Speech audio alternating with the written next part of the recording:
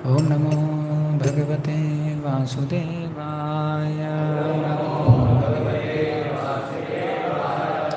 ओम नमो भगवते वासुदेवाय।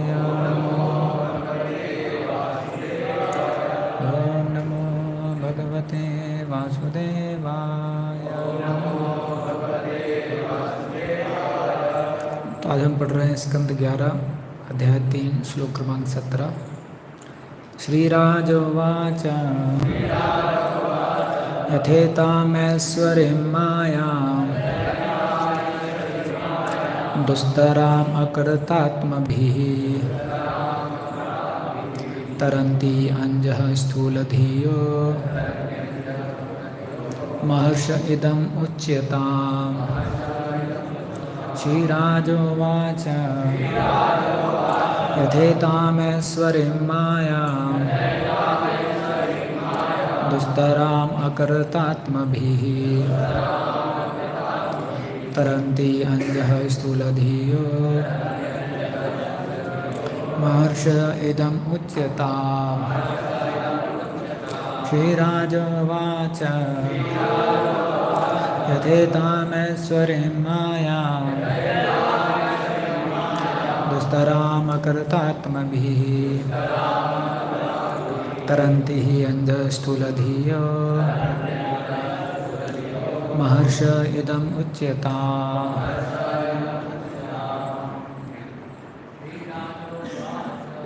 राजोवाच यथेतामैश्वरीं मायां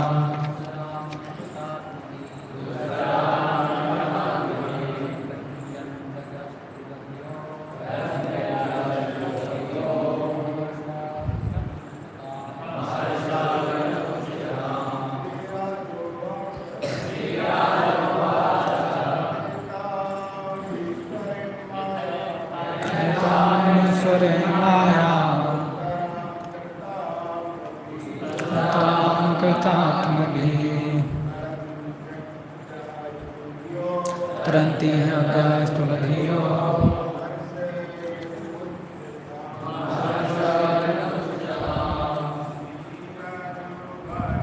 श्रीराजोवाच यथेतामैश्वरीं मायां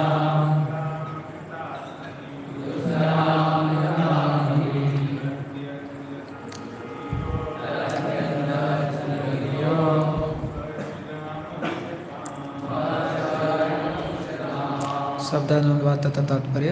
इस डिवाइन ग्रेस ऐसी भक्तिवेदांत स्वामी श्रील प्रभुपाद जी के शिष्यों द्वारा श्रील प्रभुपाद की जय। श्रीराजोवाच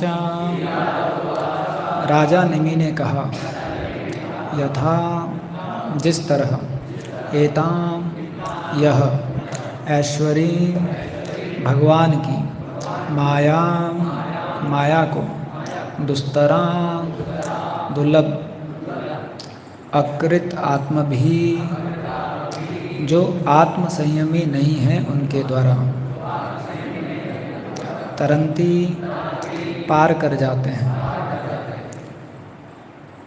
अज्ञा आसानी से स्थूलधीय भौतिकवादी अनुरक्ति के कारण जिनकी बुद्धि मंद पड़ चुकी हो। महर्षे हे महर्षि इदम यह उच्यताम आप कहें। अनुवाद। राजा निमि ने कहा है, अतः हे महर्षि कृपया यह बतलाएं कि किस तरह एक मूर्ख भौतिकवादी भी आसानी से भगवान की उस माया को पार कर सकता है जो उन लोगों के लिए सदैव दुर्लभ है जिन्हें अपने ऊपर संयम नहीं होता। तात्पर्य। श्रील श्रीधर स्वामी के अनुसार स्थूलधीय उनका द्योतक है जो अज्ञान के कारण अपने को स्थूल भौतिक शरीर मानते हैं और प्रकृति के उन सूक्ष्म नियमों का विश्लेषण नहीं कर पाते जिनसे आत्ममाया के कारण देहांतरण करता है। श्रील जीव गोस्वामी टीका करते हैं कि स्थूलधीय उन तथाकथित पुण्य आत्माओं का भी सूचक है जो भौतिक इंद्रिय तृप्ति के लिए भव्य धार्मिक अनुष्ठान रचाते हैं किंतु भगवान की सेवा करके भगवत धाम वापस जाने की तैयारी नहीं करते। श्रील विश्वनाथ चक्रवर्ती ठाकुर के अनुसार राजा निमि पहले से महाभागवत थे, अतएव वे जानते थे कि भगवान के चरण कमलों में शरण लेकर तथा उनकी शुद्ध भक्ति करके मनुष्य माया को पार कर सकता है।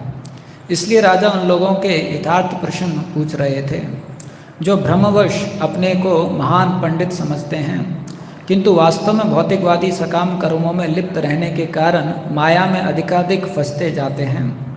इस प्रसंग में श्रीला विश्वनाथ चक्रवर्ती ठाकुर ने अमरकोश से उदाहरण दिया है कि अकृतात्म भी सूचक है अपूर्णत्व का, अर्थात रक्ति जीवन वालों का।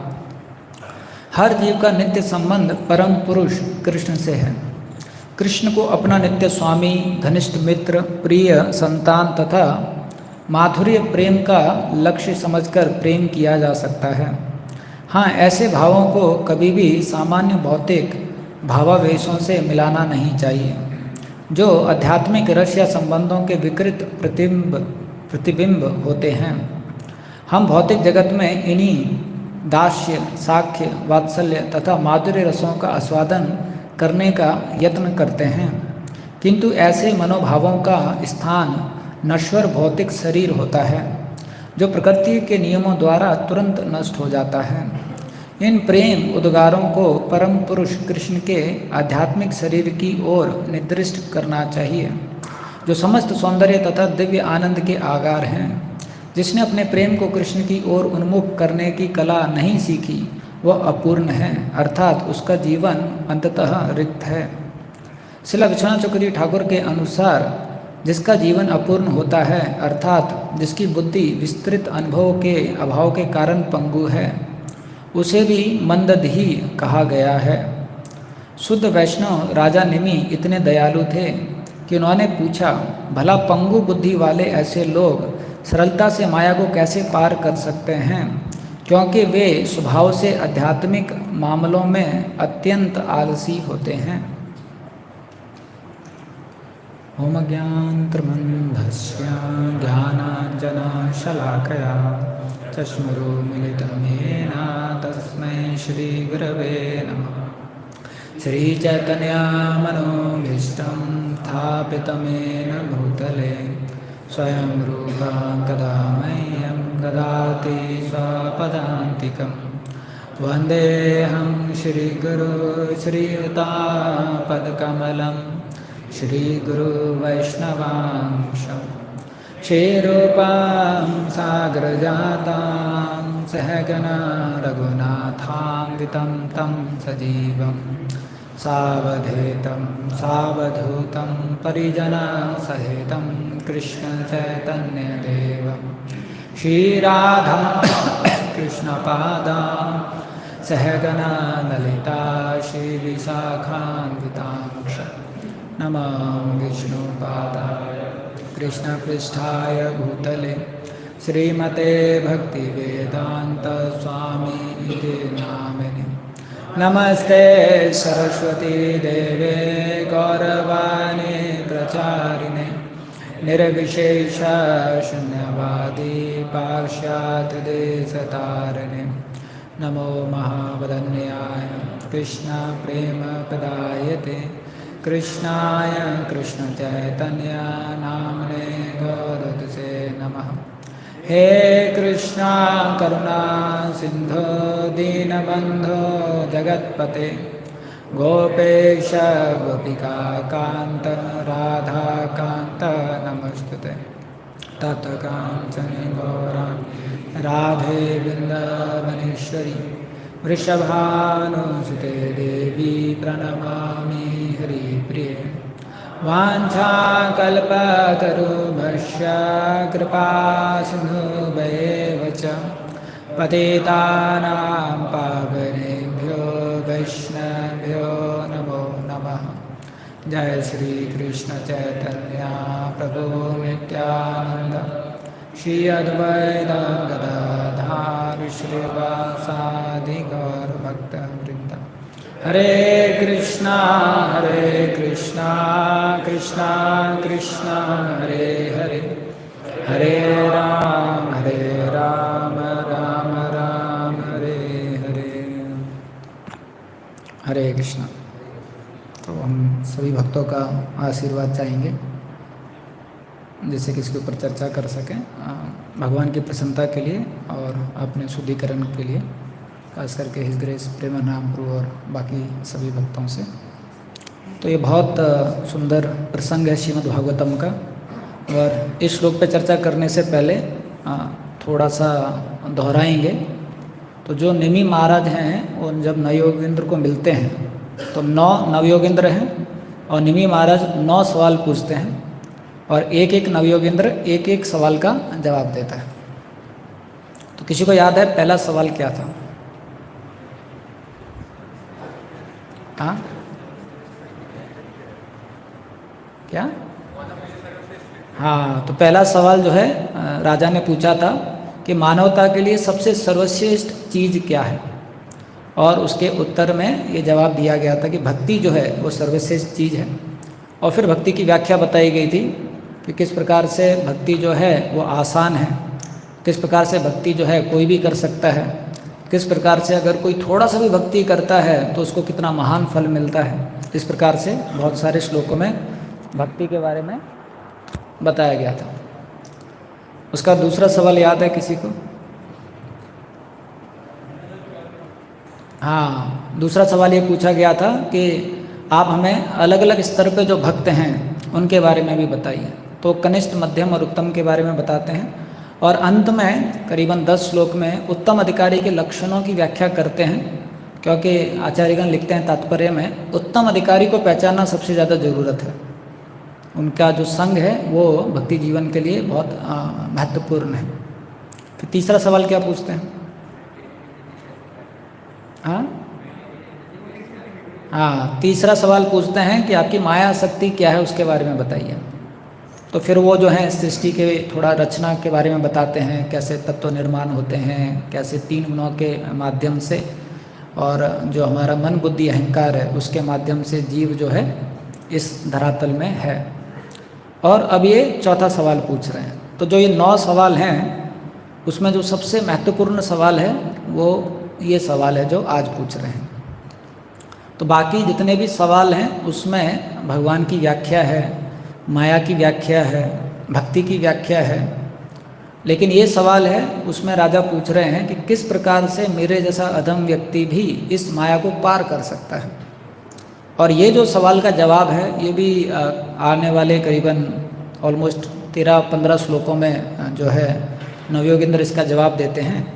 और बहुत अच्छी तरीके से बहुत अच्छा व्याख्या दिया गया है कि कोई कैसे कलयुग में होने के बावजूद या इस प्रकार से भौतिक बंधन में होने के बावजूद भी इस माया को पार कर सकता है। तो राजा जो है सवाल पूछते हैं कि जो माया है ये बहुत मुश्किल है इसको पार करना, और ख़ास करके उन लोगों के लिए जिनकी इंद्रियां उनके संयम में नहीं हैं। तो फिर मेरे जैसा आदमी जो बहुत ज़्यादा भौतिकवादी है, जिसकी इंद्रियां उसके संयम में नहीं है, वो माया को कैसे तार कर सकता है, वो माया को कैसे पार कर सकता है। तो यहाँ पर तात्पर्य में बहुत सुंदर 2 शब्दों का व्याख्या दिया गया है। एक है स्थूल धीय और एक है अकृतात्म भी। तो स्थूल धिया का व्याख्या आचार्यों ने बताया है कि स्थूल धिया का अर्थ है वो पुरुष जो अपने आप को शरीर मानता है। तो आत्मा जब आध्यात्मिक जगत में रहती है तो शुद्ध होती है, और आत्मा में शुद्धता जो है वो क्या है कि उसके अंदर सिर्फ सेवा का भाव रहता है भगवान के लिए। लेकिन वही आत्मा जब इस धरातल पे आती है तो उसमें दोष आ जाता है, उसमें कंटैमिनेशन आ जाता है, उसमें इम्प्योरिटी आ जाती है। और वो कंटैमिनेशन, इम्प्योरिटी या अशुद्धता क्या चीज़ की है कि उसके अंदर काम आ जाता है कि मुझे भोग करना है भगवान से अलग होकर। तो ये बता रहे हैं जो स्थूल धिया हैं, इसका मतलब उनके अंदर जो ये अशुद्धता है वो इतनी ज़्यादा है उनके अंदर कि वो सिर्फ इस दुनिया को भोग की वस्तु समझते हैं। वो सोचते हैं कि इस दुनिया में सब चीज़ जो है उनके भोग के लिए बनी हुई है। तो ये स्थूल धिया शब्द से श्रीधर स्वामी समझा रहे हैं। आगे चल के और गहराई में इसको समझा रहे हैं जीव गोस्वामी कि स्थूल धिया उन लोगों के लिए भी कहा जाएगा जो धर्म का आश्रय लेकर भोग में लगे हुए हैं, उनको भी स्थूल धिया कैटेगरी में रखा जाएगा। जो भगवान के पास आते तो हैं नारियल फोड़ने के लिए, लेकिन अपना पर्ची लेके आते हैं, तो उनको भी स्थूल धिया कहा जाएगा। उसके बाद में विश्वनाथ चौकी ठाकुर जो हैं बहुत सुंदर व्याख्या करते हैं, तो बताते हैं कि हर जीव जो है, ये दूसरे शब्द की व्याख्या कर रहे हैं, अकृतात्मा भी, कि हर जीव जो है वो एक खाली है, वो एम्प्टी है जब तक उसका संबंध ना हो। और हर जीव जो है कब तक खाली रहेगा, जब तक उसका संबंध किसी एक रस में कृष्ण भगवान से नहीं होता है। और इस दुनिया में अधिकांश लोग जो हैं वो ये जो संबंध है इस दुनिया के लोगों से स्थापित करने का प्रयास करते हैं, क्योंकि जीव जो है बिना संबंध के रह नहीं सकता है। जैसा प्रभुपाद जी बताते हैं कि जीव का धर्म क्या है, प्रेम करना और सेवा करना। ये जो धर्म है जीव का, आप जीव से अलग नहीं कर सकते हैं।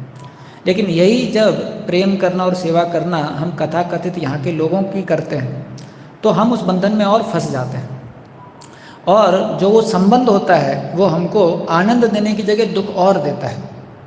लेकिन जब यही संबंध हम भगवान से जोड़ते हैं तो वो संबंध हमको आनंद देता है। तो एक तात्पर्य में प्रभुपाद जी बताते हैं कि इस दुनिया का कोई भी कितना भी अच्छा संबंध क्यों ना हो, उसमें कुछ ना कुछ दोष हमेशा रहते हैं। तो एक दोष प्रभुपाद जी बताते हैं कि इस दुनिया में कोई कितना भी घनिष्ठ संबंध हमारा किसी से क्यों ना हो, लेकिन वो हमको पूरी तरीके से समझ नहीं सकते।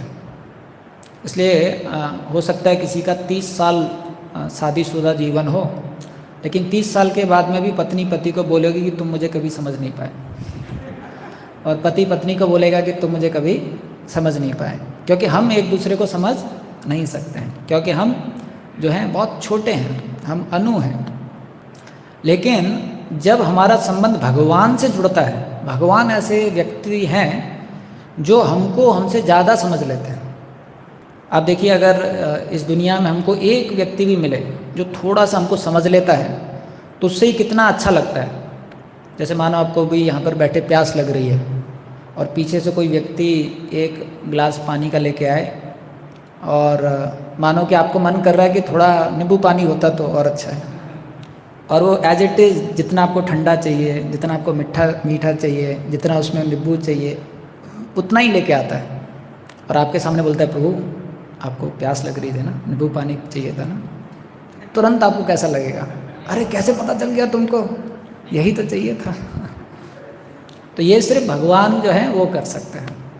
इसलिए आप देखेंगे जब भगवान किसी भक्त के सामने आते हैं तो भक्त रोने लग जाता है, क्योंकि भगवान को सब याद रहता है इसको क्या क्या चाहिए था। और भगवान का भक्त भी कई बार इतनी साधना करता है, भक्ति करता है, तो कुछ इच्छाएं भूल जाता है, लेकिन भगवान को सब याद रहता है। तो भक्त जो है कई बार रोने लग जाता है ये देख करके, अरे भगवान जो है मुझे कितना ज़्यादा समझते हैं। दूसरा दोष बताते हैं कि इस दुनिया में कोई भी जीव के साथ हम कितना भी घनिष्ठ संबंध क्यों ना करें, वो पूरी तरीके से आदान प्रदान नहीं कर सकता है। हर संबंध में आप देखना, जो बच्चा है वो पिताजी से बोलेगा आपने मेरे लिए किया ही क्या। पिताजी जो है बच्चे से बोलेगा अरे हमने इतना कुछ किया, तुमने हमारे लिए क्या किया। हर संबंध में आप ये देखेंगे, जो मालिक है वो नौकर से बोलेगा अरे तुमको मैंने क्या नहीं दिया और तुमने किया ही क्या है कंपनी के लिए। और नौकर जो है वो मालिक के लिए बोलेगा मैंने 20 साल अपने गवा दिए, लेकिन इसने मुझे दिया ही क्या है। लेकिन जब भगवान आदान प्रदान करते हैं तो भक्त रोने लग जाता है, क्योंकि भक्त की अपेक्षा से कई गुना ज़्यादा जो है भगवान आदान प्रदान करते हैं। तो देखिए ध्रुव महाराज तपस्या किए कि उनको राज्य मिले जो उनके ग्रेट ग्रैंडफादर से भी बड़ा हो, लेकिन जब भगवान आए तो क्या नहीं दिया भगवान ने। भगवान ने उनको कृष्ण प्रेम भी दिया, राज्य भी दिया, बहुत अच्छा एक लोक भी दिया रहने के लिए, इस धरातल पर भी राज्य दिया, और कन्फर्म टिकट भी दिया कि भगवान के धाम में आप आ जाएंगे।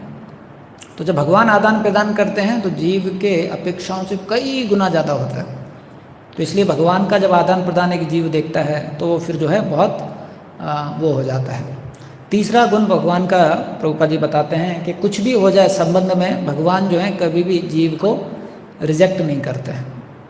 तो जीव जो है कितना भी गलत कार्य क्यों ना करे। परमात्मा के रूप में भी भगवान जब देखते हैं कि जीव गलत कार्य कर रहा है तो अपनी आंखें बंद कर लेते हैं दुख के कारण कि ये क्यों कर रहा है, क्योंकि वो समझाने का प्रयास करते हैं, लेकिन जब जीव गलत रास्ते पे जाता है तो भगवान अपनी आंखें बंद कर लेते हैं कि ऐसा ये क्यों कर रहा है, लेकिन उसके शरीर को छोड़ते नहीं है।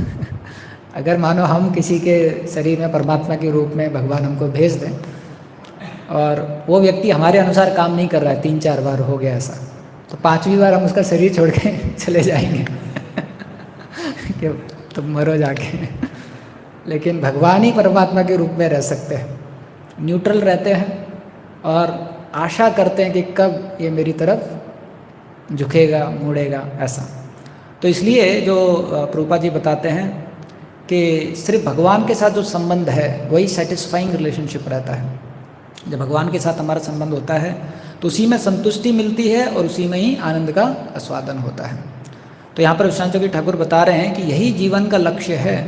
अगर हम कुछ भी करते हैं लेकिन ये चीज़ नहीं सीखते हैं तो हमारा जीवन क्या है, अपूर्ण रह जाएगा, यानी कि खाली रह जाएगा।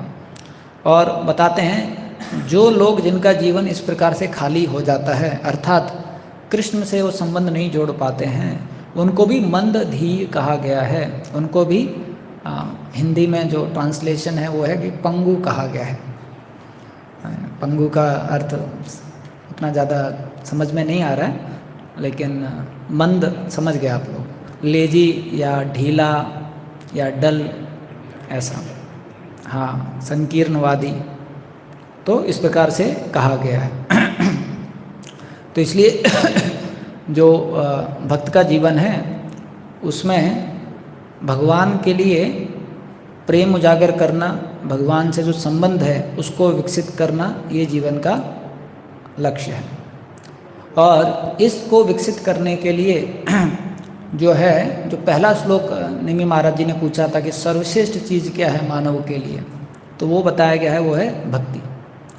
तो जो व्यक्ति अगर बहुत गंभीर है और उसको समझ में आ जाता है कि मैं बिना कृष्ण के संबंध के खुश नहीं रह सकता हूँ, मेरे जीवन का लक्ष्य है कि मैं भगवान से जुड़ जाऊँ। जैसे अगर एक बच्चा है, जब उसके माता पिता कहीं खो जाते हैं, खास करके कुंभ मेला में आप लोग गए होंगे तो देखा होगा, छोटा सा, जितना छोटा बच्चा रहेगा उतना उसमें हेल्पलेसनेस ज़्यादा रहता है। तो जितना छोटा बच्चा रहेगा आप देखेंगे उतना ज़्यादा रो रहा होगा वो। और वो जो वहाँ पर पुलिसकर्मी रहते हैं, सहायक लोग रहते हैं, उसको काफ़ी समझाते हैं कि थोड़ा रुको, माता पिता जल्दी आ रहे हैं, रुको रुको रुको, लेकिन वो रोता ही रहता है। वो माइक भी उसको देंगे तो बोल नहीं पाएगा और माइक पे भी रोएगा ही वैसा। तो जितना वो छोटा रहता है उतना उसमें असहायपन ज़्यादा रहता है और उसमें उतना ज़्यादा उसको नीड महसूस होता है कि मुझे जल्दी से जल्दी अपने माता पिता से जुड़ना है। और जितना बड़ा हो जाता है, कई लोग तो खुश हो जाते हैं माता पिता बिछड़ गए बहुत तंग कर रखा था माता पिता ने, अभी कुंभ मेला के नाम पे कम से कम गुम हो गए। तो सरकार का कुछ तो डाटा है कि करीबन 1000 लोगों को उनके परिजन मिले ही नहीं। किसी की पत्नी खो गई, वो भी खुश हो गई किसी का पुत्र खो गया, वो भी खुश हो गए। तो सरकार के पास आए नहीं वापस कि हमारे को मिला दीजिए ऐसा। लेकिन जब जीव माया के प्रभाव को समझता है और जानता है कि बिना कृष्ण के मेरे को सिर्फ इस संसार में दुख ही मिलेगा, क्योंकि कृष्ण जो हैं वो ज्योति हैं, वो प्रकाश हैं। कृष्ण से जैसे ही हम मुड़ते हैं तो अंधकार जो है वो आ जाता है, माया का प्रकोप है वो आ जाता है। तो उसको करने के लिए जो है बताया गया है शास्त्र में, वो क्या है, भक्ति। और भक्ति में जब हम बद्ध अवस्था में रहते हैं तो साधना भक्ति जो है वो हमको दिया जाता है, जिससे कि हम अपनी भौतिक इंद्रियों से कुछ ऐसे कार्य कर सकें जिससे कि भगवान के पास आ सकें। तो जो हम करते हैं वो है साधना। तो अगर लिटरल डेफिनेशन देखेंगे, अगर एक जनरल सेंस में साधना का परिभाषा देखेंगे तो साधना का अर्थ क्या होता है? हाँ, कोई भी प्रोसेस, एक विधि जिससे कुछ प्राप्त हो सके। तो साधना का जनरल डेफिनेशन क्या रहता है? कोई भी एक प्रोसेस जैसे कि मानो कि अगर आपको स्वीट राइस बनाना है, कोई भी प्रोसेस जिससे कि आपको साध्य मिले, साध्य का अर्थ होता है गोल। तो अगर किसी को खीर बनाना है तो क्या करेगा, उसका प्रोसेस क्या है, वो चावल लेके आएगा, चीनी लेके आएगा, दूध लेके आएगा, गैस लेके आएगा, चूल्हा लेके आएगा, सब कुछ रखेगा, मिलाएगा, उसको घुमाएगा और धीरे धीरे करके उसमें काजू किशमिश वगैरह डाल के, वो प्रोसेस है। तो अधिकांश क्या होता है, जो भी हम साधना करते हैं वो हमको कहाँ लेके चली जाती है, साध्य के पास लेके चली जाती है। जो भी हम साधना करते हैं वो क्या करेगी, हमको साध्य के पास लेके चली जाएगी। तो अगर कोई ध्यान से साधना कर रहा है तो उसको साध्य मिल जाएगा। अगर कोई सब कुछ विधि का पालन कर रहा है तो खीर बन जाएगी, या कोई विधि का पालन कर रहा है समोसा बनाने के लिए तो समोसा बन जाएगा, या मोमोज या आइसक्रीम, चॉकलेट ये बन जाएगा। तो लेकिन भक्ति की जहाँ तक बात आती है, भक्ति में साधना साध्य की तरफ नहीं ले जा पाती है। जहाँ तक भक्ति की बात आती है तो भक्ति में हम करते साधना है, लेकिन साधना डज नॉट लीड टू साध्य। तो भक्ति में हम साधना करते हैं लेकिन वो साधना हमको साध्य नहीं पहुंचाती, लेकिन क्या पहुंचाता है हमको,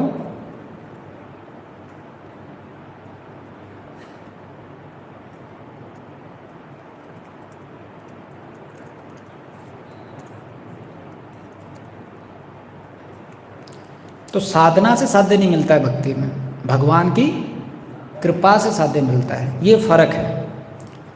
तो जो हमारे शुरुआत भक्ति के जीवन होते हैं उसमें हम लोगों को साधना के बारे में बहुत बताया जाता है कि साधना अच्छी तरीके से करना चाहिए, 4:30 बजे उठना चाहिए, मंगल आरती करना चाहिए, 16 माला करना चाहिए, सारे नियम पालन करना चाहिए। वो साधना है और वो ज़रूरी है, लेकिन वो साधना के साथ में हमें कुछ और भी करना चाहिए जिससे कि जो हम साधना कर रहे हैं उससे भगवान की कृपा मिल जाए, तब साध्य मिलेगा। अगर सिर्फ साधना कर रहे हैं और बाकी चीज़ नहीं कर रहे हैं जिससे कि भगवान की कृपा मिले, तो हम साधना करेंगे लेकिन साध्य नहीं मिलेगा। तो अभी आप लोग कुछ एग्जाम्पल्स बताइए शास्त्रों में से जिन्होंने साधना नहीं की और कृष्ण प्रेम मिल गया, भागवतम से या सीसी से? हाँ, पूतना। और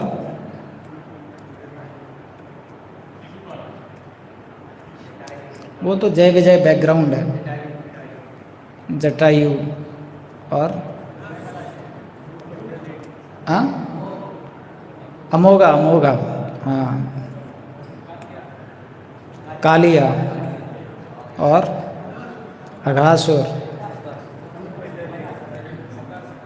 हाँ, बकासुर का लिखा है भागवतम में कि भगवान के धाम गए हो, अघासुर का लिखा है।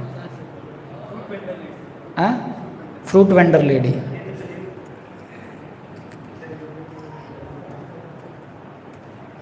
ओके, अभी आपको एग्जाम्पल बताने हैं जिन्होंने साधना की और कृष्ण प्रेम नहीं मिला। दुर्वासा मुनि, सौबरी मुनि और विश्वामित्र जी का भी बोल सकते हैं। उनको बाद में कृपा मिला, लेकिन शुरू में जो उन्होंने प्रयास किया उसमें उनको नहीं मिला। तो ये सारे उदाहरण से भी हम देखते हैं कि जिनको भगवान की कृपा मिल जाती है उनको साध्य मिल जाता है। अब 2 प्रकार के भक्तों के बारे में हम लोगों ने सुना है, एक है कृपा सिद्ध, एक है साधना सिद्ध। तो ऊपर के जो उदाहरण हैं इनमें से आप देखिए कृपा सिद्ध वाले कौन कौन से हैं। पूतना हो गया, और जटायु हो गया, और अघासुर हो गया, अघासुर भी नहीं, फ्रूट वेंडर लेडी हो गया। हाँ, करेक्ट। अभी ये जो बाकी उदाहरण हैं जैसे कि कालिया हो गया, अघासुर हो गया, और अमोघा हो गया। तो पहले जो 3 उदाहरण है, जैसे पूतना हुआ, जटायु हुआ और फ्रूट वेंडर लेडी, इसमें भगवान ने डायरेक्ट कृपा दे दी। लेकिन बाकी उदाहरणों में भगवान ने कृपा दी क्योंकि किसी भक्त से उनका संपर्क था।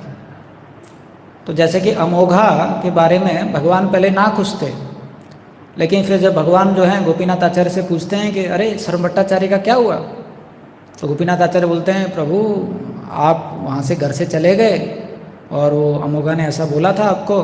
उसके बाद सरभट्टाचार्य और उनकी पत्नी जो हैं वो तो फास्टिंग कर रहे हैं, वो कुछ खाएंगे नहीं और ऐसे भूखा पेट मरना चाहते हैं। तो ये देखकर भगवान के मन में बड़ा दुख आया कि एक अमोघा की वजह से सरभट्टाचार्य इतना दुखी है, मैं इसको कृष्ण भक्ति दे देता हूँ। तो भगवान जो है जाते हैं, अमोघा बेचारा वैसे ही उसको रोग हो गया होता है अपराध के कारण, वो लेटा हुआ होता है। भगवान आते हैं और बोलते हैं अरे आप तो ब्राह्मण हो, आपके हृदय में तो भगवान रहने चाहिए, लेकिन आपके हृदय में ईर्ष्या कैसे आ गई। और वो तो सुन भी नहीं पा रहा होता है बेचारा, वैसे ही दुखी होता है। भगवान आते हैं और उनके हृदय में अपना हस्त स्पर्श करते हैं और तुरंत जो है कृष्ण प्रेम मिल जाता है उनको। वैसे ही कालिया को तो भगवान बुरी तरीके से मार रहे थे, लेकिन कालिया की पत्नी आती हैं और बोलती हैं भगवान कितना बड़ा सौभाग्य है इसका, बड़े बड़े मुनि योगी उनको आपके पैरों का रज नहीं मिलता है और आपने तो पूरा प्रिंट मारे हैं, पूरे अच्छी तरीके से ऐसा प्रिंट किया है कि वो छूटेगा ही नहीं। तो फिर कालिया को भी कृपा मिल जाती है उनकी पत्नियों को बारे में जब भगवान सुनते हैं। अघासुर का भगवान देखते हैं कि इसने कुछ समय के लिए गोपाओं को थोड़ा सुख दिया है, क्योंकि जब गोपा देखते हैं अरे इतना अच्छा जगह है हमारे खेलने के लिए, तो और जब उसकी जीप पे जाते हैं तो जीप भी थोड़ी वैसी रहती है गद्दे वाली, तो उस पर भी वो कूदते हैं, उनको थोड़ा सस्पेंशन लगता है। तो ये जो आनंद देखकर जो है भगवान को अच्छा लगता है कि इसने गोपाओं को कुछ समय के लिए आनंद दिया। तो जो साधना सिद्ध होती है उसमें ये एक महत्वपूर्ण लक्षण है कि भक्त कृपा से भगवत कृपा आती है। कृपा सिद्ध में डायरेक्ट कृपा आ जाती है और साधना सिद्ध में एक भक्त की कृपा के माध्यम से भगवान की कृपा जो है वो आती है। तो जो हम साधना करते हैं तो उसमें 2 चीज़ हैं, एक तो है एक्सटर्नल एक्टिविटीज़ ऑफ साधना, जो बाहरी चीज़ें हैं साधना की जो हम करते हैं, और दूसरा है जो अंदर का हमारा एटीट्यूड है। तो बाहर की जो क्रियाएं हैं वो ज़रूरी हैं, लेकिन उससे भी ज़्यादा ज़रूरी क्या है, जो हमारा आंतरिक एटीट्यूड को हिंदी में क्या बोलेंगे, मनोभाव, जो हमारा आंतरिक मनोभाव है वो बहुत ज़रूरी है। अभी मानिए 2 भक्त हैं, तो पहला जो डिवोटी है वो रोज़ 2 बजे उठता है, 16 माला मंगलारती से पहले करता है, 16 माला मंगलारती के बाद करता है, और रोज़ 1 घंटा प्रभुपाद किताब पढ़ता है, रोज़ 1 घंटा लेक्चर हियरिंग करता है, और फंड कलेक्शन करता है तो रोज़ 5 लाख रुपए लेके आता है, प्रचार करता है तो करीबन 10 लोगों को भक्त बनाता है। बस ये है थोड़ा सा प्राउड है और कोई इधर उधर भक्त होता है तो उनको थोड़ा सा वो भी इधर उधर कर देता है, उनके साथ थोड़ा उनका एरोगेंट बिहेवियर हो जाता है, और उसको लगता है कि वो एक बहुत विशेष व्यक्ति है प्रभुपाद जी के आंदोलन में। प्रभुपाद जी सेनापति भक्त थे और उसके बाद प्रभुपाद जी ने उनको भेजा है आगे इसको उनको बढ़ाने के लिए। ये पहला भक्त है। एक दूसरा भक्त है जो बेचारा संघर्ष कर रहा है लेकिन प्रामाणिक प्रयास कर रहा है अपना मॉर्निंग प्रोग्राम करने के लिए, साधना करने के लिए। कुछ दिन वो लेट भी हो जाता है मॉर्निंग प्रोग्राम में किसी कारणवश, करीबन 5-6 साल में एक बार लेट हो जाता है, लेकिन उसका फिर वो 108 महामंत्रा लिखता है और साधना भी प्रयास करता है, लेकिन कभी उससे छूट भी जाती है तो उसको ग्लानि महसूस होती है, अगले दिन वापस प्रयास करता है और काफ़ी विनम्र रहता है, कृतज्ञ रहता है, भक्तों के प्रति उनका बहुत अच्छा भाव रहता है। तो अभी ये 2 भक्तों में से भक्त, पहला वाला भक्त जो है ए है, दूसरा वाला बी है। तो भक्त ए को कृपा मिलेगी या भक्त बी को? कितनों को लगता है कि भक्त ए को कृपा मिल जाएगी भगवान की? साधना कार्ड में उसका 100 आउट ऑफ 100 है। ओके, कितनों को लगता है कि भक्त बी को कृपा मिल जाएगी? हाँ, तो एक बार क्या था एक बार एक भक्त था जो रोज़ मॉर्निंग प्रोग्राम में टाइम पे आता था, लेकिन एक दिन वो 4 बजे तक उठा नहीं। उसका अलार्म बज रहा था लेकिन थका होगा बेचारा। तो माया देवी उसके सपने में आती है, बोलती है अरे 4 बज गया, 4:30 बजे मंगल आरती है, तुम्हारा ट्रैक रिकॉर्ड है, कभी लेट नहीं हुए हो, खड़े हो जाओ। तुरंत खड़ा होता है, जल्दी से भागता है, नहाता है, ब्रश करते हुए नहाता है, ब्रश भी हो गया, नहाने भी बाहर आता है, तिलक भी लगाता है और धोती भी पहनता है, कपड़े भी पहनता है और 4:30 बजे आ जाता है। पूरा मॉर्निंग प्रोग्राम करने के बाद वो सोचता है अरे माया तो हमें कृष्ण से दूर लेके जाती है, लेकिन मुझे तो माया कृष्ण के पास लेके जा रही है, ऐसा कैसे हो गया? तो माया फिर उसके सपने में आती है। तो भक्त पूछता है माया से कि अरे आप तो मुझे दूर लेके जाना चाहिए कृष्ण से और मुझे पास लेके जा रही हो, आज मैं लेट हो जाता मंगल आरती के लिए, तुमने उठा दिया मुझे टाइम पे। तो माया देवी उनसे बोलती है कि अगर आज आप लेट हो जाते मंगल आरती में तो उससे थोड़ी विनम्रता आ जाती और उससे आपका थोड़ा आध्यात्मिक उन्नति हो जाता, जो मैं नहीं चाहती थी। मैं चाहती थी कि तुम्हारा घमंड ऐसा ही बना रहे कि तुम कभी मंगल आरती में लेट आए नहीं, तो इसलिए मैंने खुद जाके आपको उठाया जिससे कि आप समय पर मंगल आरती चले जाओ, ऐसा। तो इसलिए हम देखते हैं भगवान की नज़र में आप देखेंगे तो जो आंतरिक एटीट्यूड है वो बहुत ज़रूरी है। अब जो शुरुआत के भक्ति के हमारे जीवन होते हैं उसमें हम लोग बाहरी चीज़ों पे ध्यान ज़्यादा देते हैं, क्योंकि स्वाभाविक रूप से पहले तो बाहरी जो क्रियाएं हैं उनमें अच्छी तरीके से करने का अभ्यास होना चाहिए। लेकिन जब हम भक्ति में कुछ समय बिता लेते हैं उसके बाद में जो दूसरा पहलू है साधना का, इंटरनल एटीट्यूड, आंतरिक मनोभाव, उस पर ध्यान देना बहुत ज़रूरी है। अगर उस पर हम ध्यान नहीं देंगे तो साधना कर रहे हैं लेकिन जो साधना से साध्य तक पहुंचने का जो हमारा लक्ष्य है वो प्राप्त नहीं होगा, क्योंकि भगवान की जो कृपा है वो हमको नहीं मिलेगी। तो अगर हमें भगवान की कृपा को वो करना है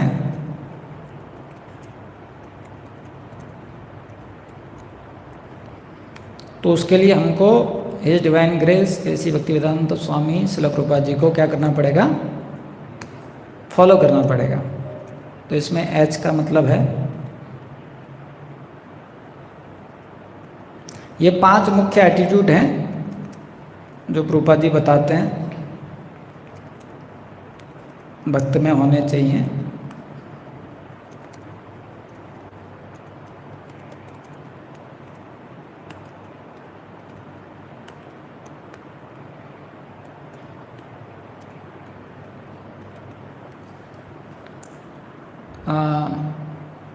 अगर जब हम भक्ति में आगे बढ़ते हैं तो एच का अर्थ है विनम्रता। तो एक मुख्य लक्षण है कि हम भक्ति में आगे बढ़ रहे हैं कि हमारे अंदर में विनम्रता बढ़ती जाएगी। तो कोई भी हम कार्य करते हैं अगर उसके साथ में विनम्रता बढ़ रही है तो यानी कि हम भक्ति में आगे बढ़ रहे हैं। एक बार एक भक्त थे जो निर्जल एकादशी करते थे, लेकिन उसके कारण थोड़ा सा उनके अंदर अहंकार हो गया था। तो जब हिज होलीनेस राधाकांत स्वामी महाराज जी को पता चला तो महाराज जी उनको बताए कि आप ग्रेन से तो फास्टिंग कर रहे हैं लेकिन आपकी ईगो फीस्ट कर रही है, आपका जो अहंकार है वो अच्छी तरीके से खा रहा है। और फिर महाराज बताते हैं अच्छा होगा कि आप जाके कुछ एकादशी के दिन अन्न खा लो जिससे कि थोड़ा विनम्रता है, वो ज़्यादा ज़रूरी है एज़ कम्पेयर टू कि आप पूरा निर्जल करें और अहंकार बढ़ जाए। तो भक्ति में आगे बढ़ रहे हैं तो उसके साथ में विनम्रता जरूर होगी, विनम्रता का आना स्वाभाविक है। दूसरा है दास का भाव, क्योंकि मुख्य दोष हमारी चेतना में है कि हम भगवान से अलग होकर भोग करना चाहते हैं। तो जितना हम दास का, सर्वेंट का भाव जो है उसको विकसित करते हैं या इस भाव से साधना करते हैं तो उतना ज़्यादा जो है हमें भगवान की कृपा मिलती है। जैसे जब जन निवास प्रभु यहाँ पर आए थे तो एक भक्त हमारे HB2 के, तो उन्होंने उनसे सवाल पूछा था कि प्रभु जी मैं जप करता हूँ लेकिन मन नहीं लगता है, क्या करना चाहिए? तो वो उन भक्त से पूछते हैं कि आप जप क्यों करते हो? तो बोले प्रभु जी वो भगवान के धाम जाने के लिए। तो जयनिवास प्रभु बोलते हैं नहीं, इसके लिए जप नहीं किया जाता है। तो उसको समझ में नहीं आ रहा क्या बोल रहा है। फिर बोलता है कि प्रभु जी अपनी शुद्धता के लिए। तो जयनिवास प्रभु बोलते हैं कि नहीं, इसके लिए भी नहीं करते हम लोग जप। तो फिर वो मेरी तरफ देखने लगा, क्योंकि 2 ही 3 आंसर उसने सुने होंगे मुझसे। फिर जयनिवास प्रभु बोलते हैं कि हम लोग जप करते हैं भगवान को प्रसन्नता देने के लिए, और भगवान प्रसन्न है, आप नाखुश क्यों? तो फिर वो कुछ बोल नहीं पाए। तो जब हम साधना भी करते हैं सेवा के भाव में, और सेवा का मतलब होता है स्वामी को प्रसन्न करना। तो जब हम भगवान का नाम जप कर रहे हैं तो उसमें लक्ष्य क्या होता है, कृष्ण जो है प्रसन्न हो रहे हैं। तो वो जो है वो भगवान को बहुत प्रसन्न देता है। तीसरा है ग्रेटफुल। तो ये ग्रेटफुल ऐसा क्यों बताया गया शास्त्रों में कि ग्रेटफुल रहना चाहिए? क्योंकि खास करके हो सकता है हम भौतिक चीज़ों के लिए ग्रेटफुल ना रहें। वैसे तो भौतिक चीज़ भी अगर हम अपना खुले बुद्धि से सोचेंगे तो जो भी प्रकाश है, सूरज का, पानी है, वायु है, इतना कुछ है भगवान ही देते हैं। अगर आप सृष्टि की रचना का सुनेंगे तो उसमें श्रीनाथ चक्रवर्ती ठाकुर बताते हैं बहुत अच्छा चीज़ कि सृष्टि की रचना हमको क्यों सुनना चाहिए। क्योंकि सृष्टि की रचना के बारे में अगर हम सुनेंगे तो हम लोग हेल्पलेस और डिपेंडेंट हो जाएंगे, क्योंकि हर चीज़ भगवान ही कर रहे हैं। सारे तत्वों को भगवान ने बनाया, सारे तत्वों को भगवान साथ में लेके आए, सारे तत्वों को मिला के भगवान ने 3 गुणों के माध्यम से शरीर बनाया, तब भी ये तत्व कार्य नहीं कर रहे थे। फिर भगवान खुद ही प्रवेश करते हैं सब में, तब ये तत्व कार्य करते हैं। तो बताते हैं कि अगर आप सृष्टि की रचना सुनेंगे तो आप जान जाएंगे कि मैं कितना हेल्पलेस और डिपेंडेंट हूँ। कई लोगों के कान होंगे लेकिन सुन नहीं पाएंगे, कान दिखाई देंगे, कान है लेकिन सुन नहीं पाएंगे, क्योंकि अंदर से भगवान ने कृपा नहीं दी। कई लोगों की आँख है, सुन नहीं पाएंगे, देख नहीं पाएंगे। कई लोगों का पेट है लेकिन खाना पचा नहीं पाएंगे क्योंकि भगवान की कृपा नहीं है। तो वो बताते हैं, तो भौतिक चीज़ों के लिए तो ग्रेटफुल रहना ही चाहिए, लेकिन हो सकता है किसी कारणवश अगर आप वो चीज़ नहीं समझ पा रहे हो, कम से कम आध्यात्मिक चीज़ों के लिए तो कृतज्ञता होनी ही चाहिए। क्योंकि आध्यात्मिक जो चीज़ हम कर पाते हैं वो सिर्फ भगवान की कृपा से कर पाते हैं। जब तक भगवान की कृपा है तब तक हम ये कर पाते हैं। कलयुग में रहकर आज के समय 16 माला करना, 4 नियम पालन करना, सिर्फ प्रसाद खा के संतुष्ट रहना, ये जो है कम नहीं है, बहुत ज़्यादा है। और थोड़ा भी हम जो भक्ति कर पाते हैं भगवान की कृपा से होता है। तो श्रीनाथ चक्रवर्ती ठाकुर जो हैं एक श्लोक जो है वो चैतन्य महाप्रभु का गुणगान करते हुए बताते हैं कि कैसे जो हम भक्ति कर पा रहे हैं वो चैतन्य महाप्रभु की कृपा से ही कर पा रहे हैं। तो इसको हम लोग साथ में दोहराएंगे, ठीक है? रुको रुको रुको, ये वो वाली ट्यून में होगा जो कृष्णा कीर्तन वाले ट्यून में।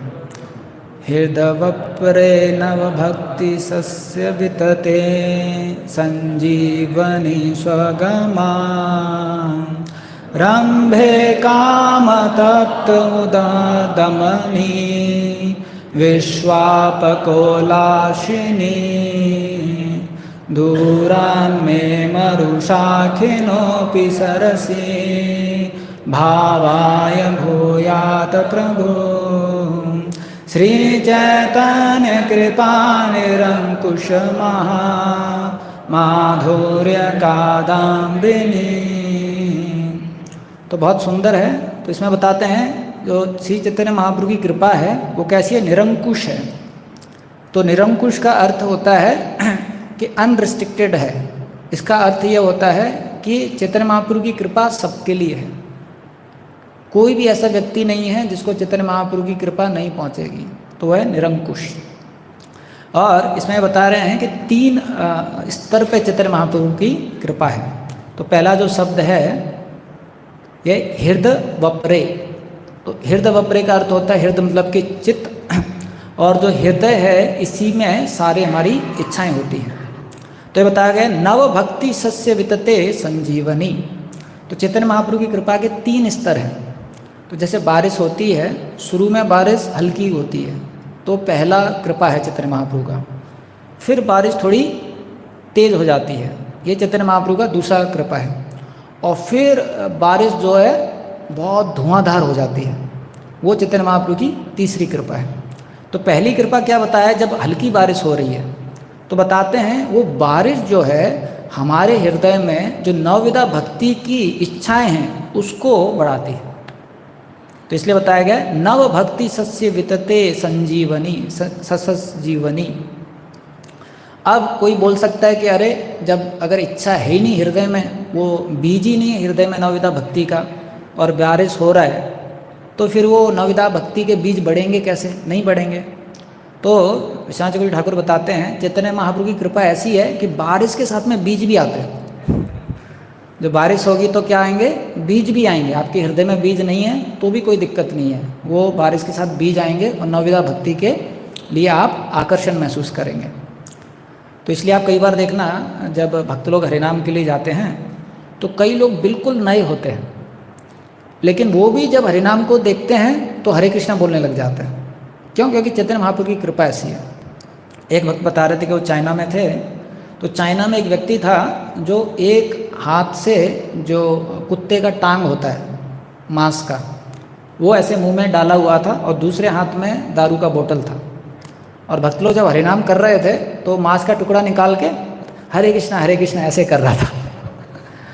तो वो भक्त जो है वो बता रहे थे कि आप देखिए भगवान ऐसे लोगों के सामने कभी आएंगे नहीं आएंगे, लेकिन भगवान के नाम के रूप में ऐसे लोगों के मुंह में भी प्रकट हो रहे हैं। क्यों? क्योंकि चैतन्य महाप्रभु की कृपा है। दूसरा कोई बोल सकता है कि अरे मेरे हृदय में बीज तो आ गया, लेकिन हृदय तो मेरा कठोर है। तो भले बारिश हो रही है चैतन्य महाप्रभु की कृपा का, लेकिन मेरा कठोर हृदय में वो बीज कैसे बढ़ेंगे? तो विश्वनाथ चक्रवर्ती ठाकुर बताते हैं चैतन्य महाप्रभु की जो पहली कृपा है बारिश के रूप में, वो इतनी विशेष है कि बीज भी देती है और हृदय को फर्टाइल भी बनाती है। तो जो चैतन्य महाप्रभु की कृपा आएगी तो बीज भी लेके आएगी और हमारे हृदय को हल्का भी बनाएगी, जिससे कि हम भगवान का नाम जप कर सकें, भक्ति जो है उसमें लग सकें। तो ये जो है पहला कृपा बताते हैं। दूसरा बताते हैं काम तत्परता उदा दामनी, कि ये जो बाकी इच्छाएं हैं, कई बोलेंगे कि प्रभु भगवान के नाम का जप का मन तो करता है लेकिन फिर बाकी इच्छाएं भी आ जाती हैं, उनका क्या? तो बताया गया है कि जो दूसरी बारिश है, जब बारिश थोड़ी तेज़ हो जाएगी, जब चैतन्य महाप्रभु की और कृपा आएगी, तो क्या होगा? बाकी इच्छाएं जो हैं उनको ये बारिश जो है, ये कृपा जो है वो दबाने लग जाएगी। चैतन्य महाप्रभु की दूसरी कृपा ऐसा है। और तीसरा क्या बताया गया है, ये बहुत विशेष है, विश्व आपाग उलासिनी। जैसे जब बहुत घनघोर बारिश होने लग जाती है तो क्या होता है, जो नदियां हैं वो भर जाती हैं, और उन नदियों में जब वो भर जाती हैं तो भर भर के वो नदियां जो समुद्र की तरफ चलने लग जाती हैं। तो अगर वो नदियों में कोई फंस जाए तो हेल्पलेसली समुद्र की तरफ वो चला जाता है। तो ये तीसरी कृपा बताई गई है, जो विश्वनाथ चक्रवर्ती ठाकुर विनम्रता से बोलते हैं कि मैं तो पहली दो कृपा से भी प्रभावित नहीं हो रहा हूँ। तो विश्वनाथ चक्रवर्ती ठाकुर बताते हैं मेरे जैसे के लिए चैतन्य महाप्रभु की तीसरी कृपा है कि पूरा जैसे नदी भर जाती है और उसमें जो बाढ़ आ जाती है, उस बाढ़ के माध्यम से चैतन्य महाप्रभु मुझे समुद्र की तरफ लेके जाएंगे, यानी कि कृष्ण की तरफ लेके जाएंगे। तो ये जो है जब हम ऐसे समझते हैं चैतन्य महाप्रभु की कृपा के कारण हम कैसे भक्ति कर पा रहे हैं, तो हृदय में कृतज्ञता रह पाएगी। हम में से कई लोग थे जो पहले मांस खाते थे, कई लोग थे जो कुछ किसी प्रकार का नशा किए हों, कई लोग थे जो बहुत भौतिक इच्छाएं उनको बढ़ाते थे या भौतिक कार्यों में लगे थे, लेकिन अभी थोड़ा बहुत भक्ति कर पा रहे हैं वो भगवान की कृपा से। और चौथा है सिंसियर, वो है स्ट्रॉन्ग डिजायर, लालसा। भक्ति रसमेत सिंधु में भी रूप गोस्वामी बोलते हैं कि अगर हम सिर्फ साधना करते हैं तो उससे जो है रागुणों का भक्ति पर नहीं पहुंच पाते हैं। साधना में के साथ में जब लौल्यम होता है तब हम रागुना तक पहुंच पाते हैं। तो जो भक्ति के लिए स्ट्रॉन्ग डिज़ायर है ये भी बहुत ज़रूरी है। तो अगर कोई सिंसियर भक्त है तो उसके अंदर में स्ट्रॉन्ग डिज़ायर रहेगा कि मुझे इस जन्म में कृष्ण को पाना है। जब तक ये डिज़ायर हमारे हृदय में नहीं रहता है तब तक भक्ति जीवन में बहुत सारी समस्याएं आती रहती हैं, बहुत सारे दिक्कतें आती रहती हैं, क्योंकि ये डिज़ायर स्ट्रॉन्ग नहीं है। प्रभुपाद जी को एक बार किसी ने पूछा कि प्रभुपाद जी बार बार मैं माया में क्यों गिर जाता हूँ? तो प्रभुपाद जी ने उनको उत्तर दिया, क्योंकि आपका कृष्ण के प्रति स्ट्रॉन्ग डिज़ायर नहीं है, क्योंकि आपको कृष्ण के लिए पाने के लिए मजबूत इच्छा नहीं है, इसलिए बार बार कहाँ गिर जाते हो? माया में गिर जाते हो। तो ये स्ट्रॉन्ग डिज़ायर होना भी बहुत ज़रूरी है कि मुझे इस जन्म में कृष्ण को प्राप्त करना है। और ये सब के बाद में भी प्रार्थना वाला भाव कि भगवान आपकी कृपा के बिना कुछ नहीं हो सकता है। तो जब हम साधना भी अच्छी तरीके से करते हैं और ये भाव को भी विकसित करने का प्रयास करते हैं, तब हमारी जो साधना है वो कृष्ण को आकर्षित कर पाएगी।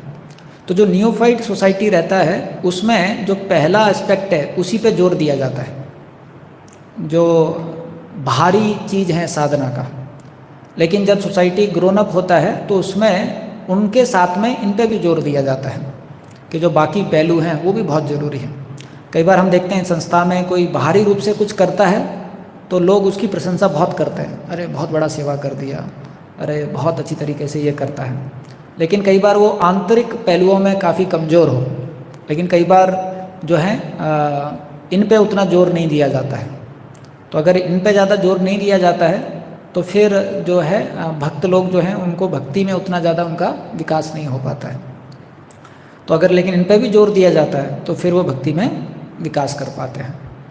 तो इस तरीके से इस वर्ष में बताया गया है कि अगर कोई इस प्रकार से भक्ति का आश्रय लेता है तो फिर वो धीरे धीरे करके भगवान की कृपा से, माया के प्रभाव से बच सकता है, और इस भाव से हमको भगवान की कृपा मिलेगी और फिर भगवान का प्रेम मिलेगा। तो उससे हमारा जीवन जो अपूर्ण है वो पूर्ण हो जाएगा।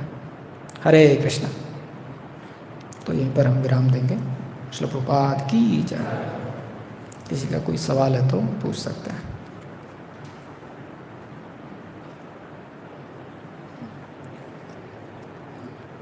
माइक दे दो इनको। शिवम प्रभु।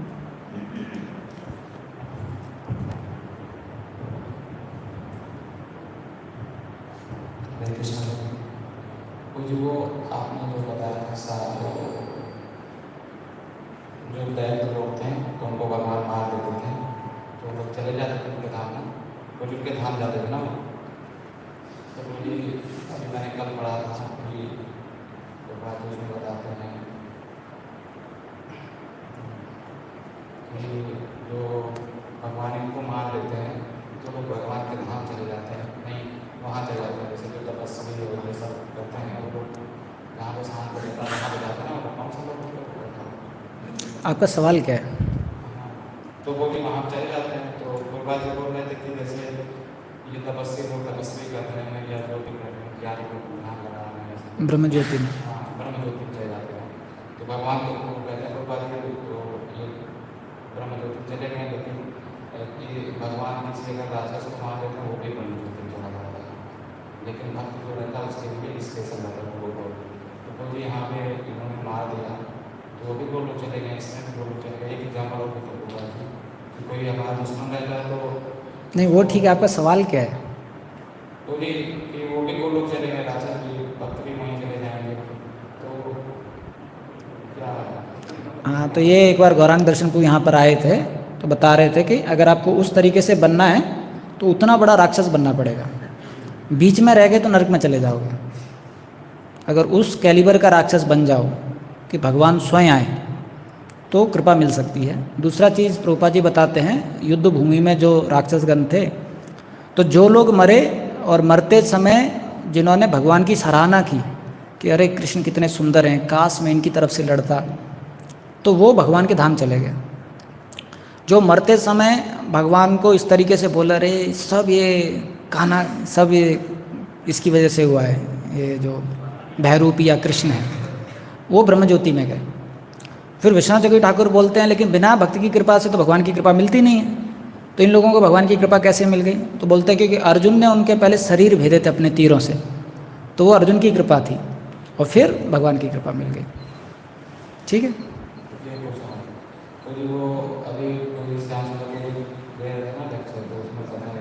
सुंदर श्याम प्रभु। हाँ,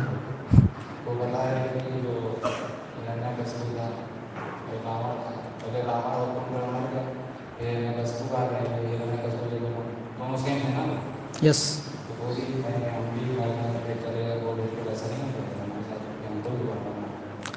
ये आप एक बार अभी वापस जाएंगे तो फिर वापस नहीं आएंगे, क्योंकि इस बार का आपका जो एक्सपीरियंस है ना वो सब रिकॉर्डेड है, तो आपको दिखा देंगे कि पिछली बार आपके साथ ऐसा हुआ था, तो वो देख के आप वहीं रहेंगे। उनका विशेष है, जो उससे पहले थे वो भगवान के धाम नहीं गए, उनको कर्ष मिला था कि 3 जन्म यहीं रहेंगे वो, ऐसा भगवान के धाम नहीं गए वो, ठीक है। इसलिए कृष्ण को प्रेम प्रदाता बताया जाता है, कृष्ण ने जब मारा तब गए वो। उनको माइक देता हूँ।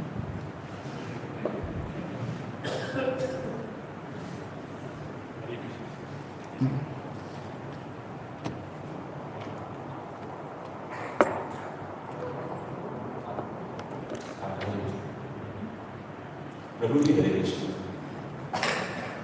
जैसे प्रभु जी आपने बताया कि प्रेयरफुलनेस से भी भक्ति मिलती है, तो प्रे का मतलब किससे प्रे करें?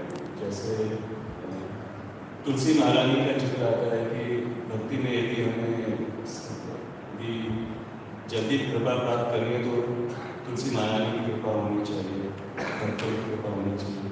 तो तुलसी महारानी कब प्रसन्न होती है? जब हम भगवान से जो प्रेम करते हैं तो उसमें तुलसी महारानी की कृपा का क्या इम्पोर्टेंस है, कैसे? हाँ, तो इसमें हमने ये नहीं बताया कि सिर्फ प्रार्थना से भगवान मिलते हैं, प्रार्थना भी करना है। और जो हम प्रार्थना करते हैं उसके देखिए 2 रूप है। एक तो है अपने शब्दों से बोलना, और वही प्रार्थना को अपने इंद्रियों से भी दिखाना भगवान को कि मुझे आप चाहिए। तो आप भगवान का नाम का जप करते हैं, भागवतम पढ़ते हैं, शास्त्र पढ़ते हैं, इसका मतलब है आप असली में भगवान से प्रार्थना कर रहे हैं। तो जैसे तुलसी महारानी हैं, वो भगवान की शुद्ध भक्त हैं, भगवान के बहुत प्रियसी हैं। तो अगर हम उनके वचनों के अनुसार, उन्हीं तुलसी महारानी के प्रिय भक्त प्रभुपाद जी हैं, तो प्रभुपाद जी ने जो हमको बताया है कि आप 16 माला जप कीजिए, 4 नियम पालन कीजिए, अच्छी तरीके से सेवा कीजिए, वैष्णव अपराध मत कीजिए, तो ये जब हम इनको अच्छी तरीके से पालन करते हैं और तुलसी महारानी को प्रार्थना भी करते हैं कि आप कृपया करके मुझे शक्ति दीजिए जिससे कि इन वचनों को मैं पालन कर सकूं, तो उससे उनकी कृपा भी मिलती है और वो खुश भी होती हैं। ठीक है। हरे कृष्ण। श्रील प्रभुपाद की जय।